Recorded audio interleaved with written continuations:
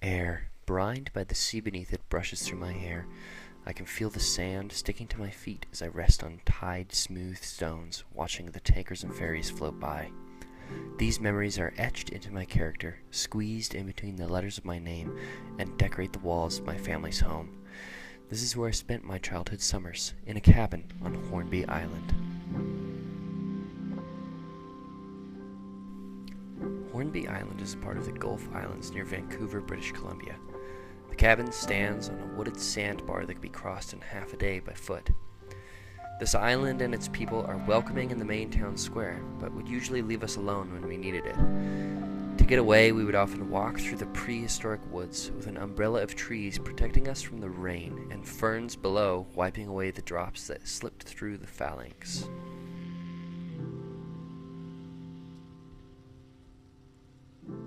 On the beach, I remember watching my father Jeff swim out to a small island and see him shrink to a speck in the never-ending sea. My mother, Mimi, stood on the beach and bit absently at her nails as she watched him. She was never any good at hiding her worry. Mallory, the youngest, dug a hole to bury half of our Uncle Dustin, and Chandler, my younger brother, created a deathmatch arena using a tide pool and 2 crabs. My parents bought us a waterproof manual with the pictures and names of all of the beach creatures. Book in hand, we would run around identifying everything we could: sun stars, chitin, and Dungeness crabs. There was one time we even caught a shark in a crab pot line. We all got to pet its sandpaper skin before releasing it back into the bay.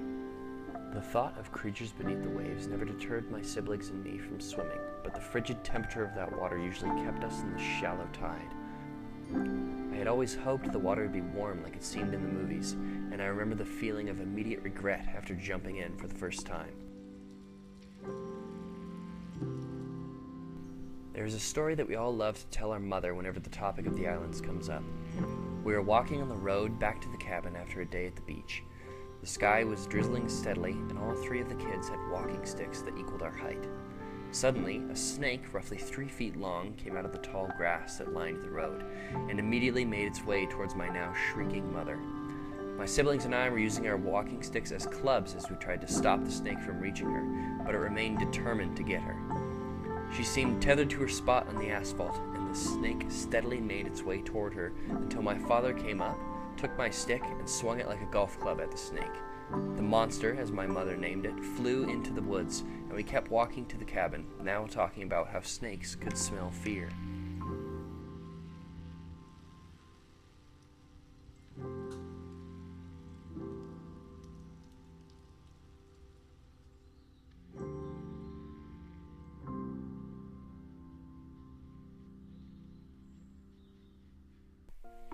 It was on these beaches of rock and driftwood that I first felt small and alone. I felt how enormous the ocean is and understood that it's okay to feel alone, because everyone does. The ocean taught me how to drain out the sorrow that seeps through every tiny crack into the little tide pools in my chest and let the sun lift it to the clouds. The beach taught me how to quiet rage with the soft caress of a tumbling wave and bring in fresh water, pulling the old out to the depths of myself.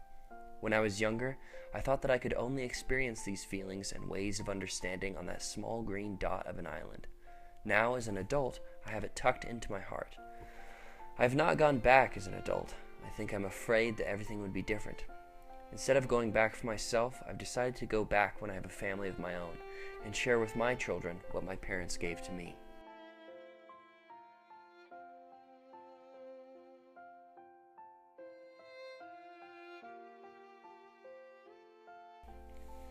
The emerald waves of tranquility that float outside of Seattle have an amazing ability to ease any worry that I have and reassure me that there are places where happiness exists. This is the gift and inheritance from the place my parents brought me. They have given me an eternal solace that is embedded in my very being, and I take it with me everywhere I go. All I must do is think back to the air, brined like the sea beneath it, that still moves through my hair, and the sand that sticks to my feet as I sit on tide-smooth stones and watch the tankers and ferries float by.